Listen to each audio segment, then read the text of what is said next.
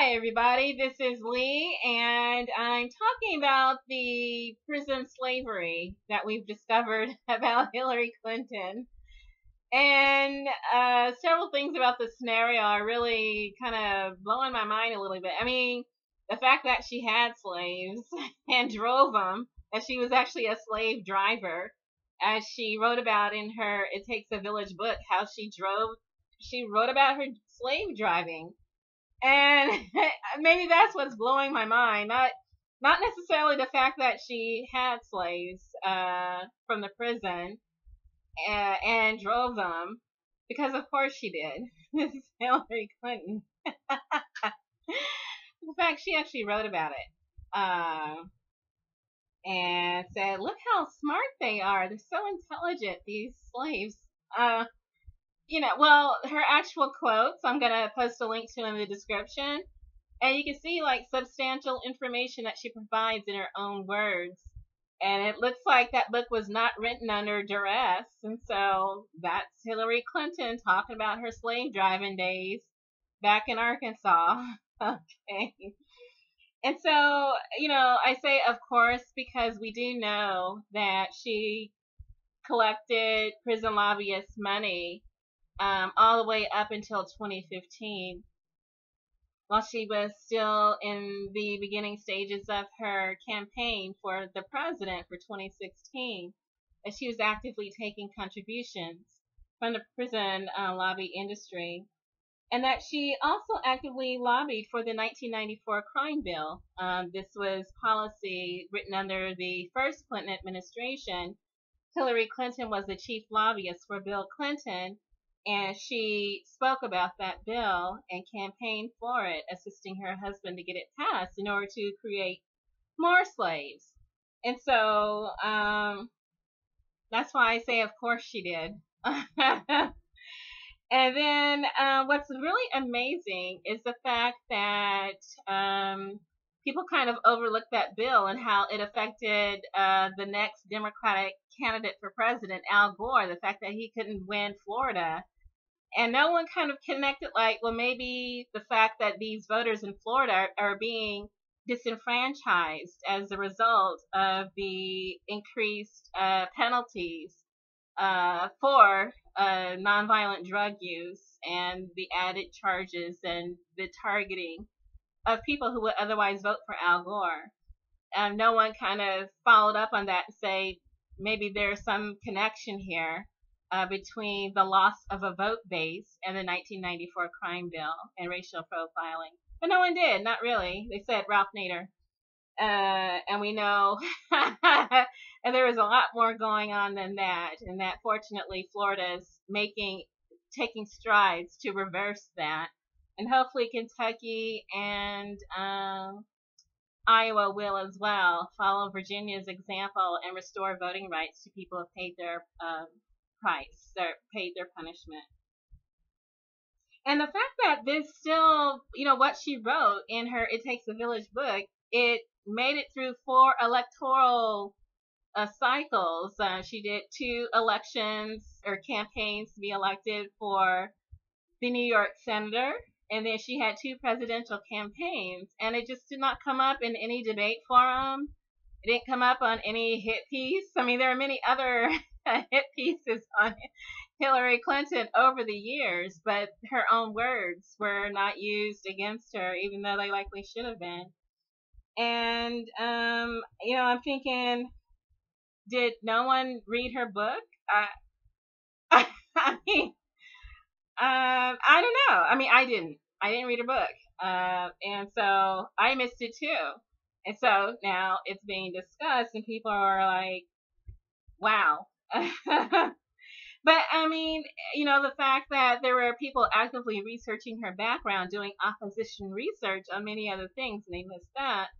That even Black Lives Matter missed that when they were challenging her on her prison lobbyist money. Apparently no one made the connection to what she wrote about in her book, and the fact that it was in her nature to take that prison lobby money, that maybe even to this day she still doesn't get it, but she says, well, it makes people mad, so I'll stop. Not necessarily that she understands it's actually wrong. But And not even Black Lives Matter, but the fact that the Obama campaign in 2008, no one did brought that up. I mean, even if it was known, and how could it have been really missed, although apparently it was, people chose not to challenge her on that. And that even the Bernie Sanders campaign did not challenge her on her past use of prison slave labor. And, they were given many passes, the Clinton campaign, including on that. The Congressional Black Caucus chose not to address this. Ava DuVernay, with her film, chose not to address this. I mean, she addressed the crime bill, but not the fact that the former president and his wife, and someone who was currently running for president about the time that film came out, used prison slave labor.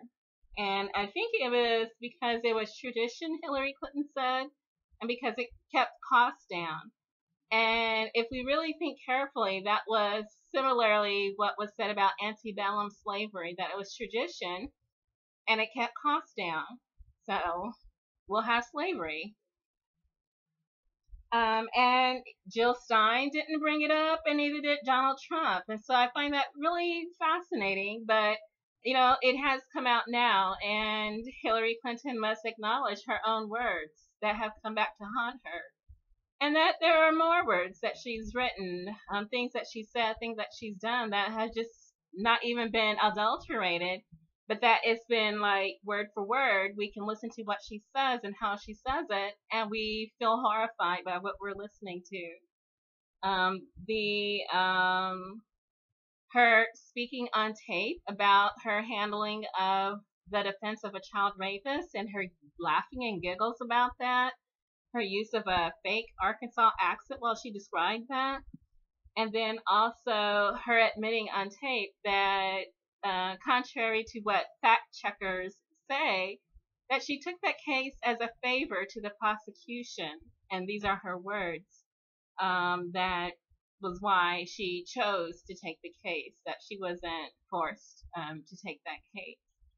And then her description of her being a catalyst for the Honduran coup that resulted in the deaths of many human rights, civil rights, and environmental rights activists, and that people are still dying. Berta Cáceres was only one.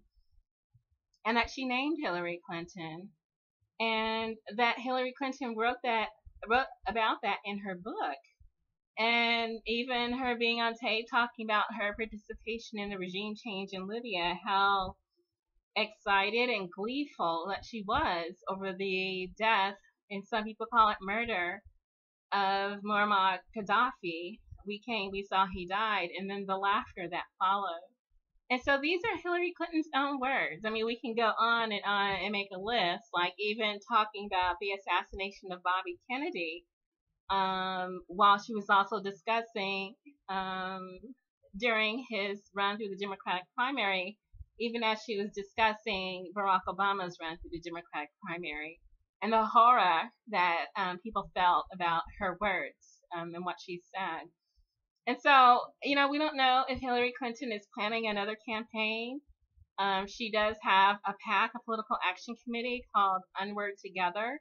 She's announced that she's going to be running progressives, and that she is a progressive, I guess, for 2018. So she's still going to be in the mix, I guess. And then also that she is part of the resistance, and that she is a citizen activist. So this is her rebranding herself. And people are just saying, I guess with this throwing her words back at her and us, that we have to look at this and say, is she really what she says she is? And again, this is part of her history. I think it was actually in the Living History book that she wrote, where, she talked about that Honduran coup in her own words, admitting her activities, and apparently not realizing or not seeing that something's very, very wrong with the things that she says and the things that she does, and the actions that she participates that result in misery and destruction for others, all the way from the little girl in Arkansas to Berta Cáceres and beyond. And so, these are her words. It has to be acknowledged. I've seen some excuses being made as usual. This similar excuses that have come out, and I think people have just seen enough. And that, you know, we just have to look at what things are and whether things are going to get better or get worse. In regards to Hillary Clinton, is the information that comes out about her going to be to her benefit or not? And based on the pattern that we've seen through history, that it's going to get worse. It's not going to get better. That more and more is being revealed, and that we haven't seen everything. We really haven't. There's more. And the things that we see are disappointing. They're horrifying, and they're repulsive. And the very nature of their being very despicable. And we have to wonder what else is going to come out. There are so many investigations happening formally and informally. And so, for those who feel very disappointed that Hillary Clinton was not able to succeed last fall, okay, well, it's summer now. It's summer of the next year, and we have to look ahead. And we've got candidates who are running down ballot, and we just have to focus on the future. On those who are trying to negotiate more women into the lawmaking body, I do support that, definitely. But they have to be vetted. And if they're coming from Hillary Clinton's PAC, if they're funded, we have to take caution, because as we've seen, even with, this book that has been in existence, we have to look very carefully at what we're dealing with and what kind of direction that we want to take our country in. And that there are people being very much harmed by the prison system, which Hillary Clinton has exploited for decades for her personal benefit and financial gain. And we have to see what type of people we want to move forward with. We want to leave some things in the past, and then we want to move forward. Even beyond the candidates that will be on the ballot in 2018, we can look at other women that will be on the ballot in 2020. Perhaps Nikki Haley, Tulsi Gabbard, Kamala Harris, Kristen Gillibrand, Elizabeth Warren. We don't know. We really don't know. On the men's side, maybe Terry McAuliffe, Tim Kaine, The Rock. We don't know. And so, but we can move beyond and say, this is how it went, and this is how we want it to go, and just learn from our past. And I say, good luck.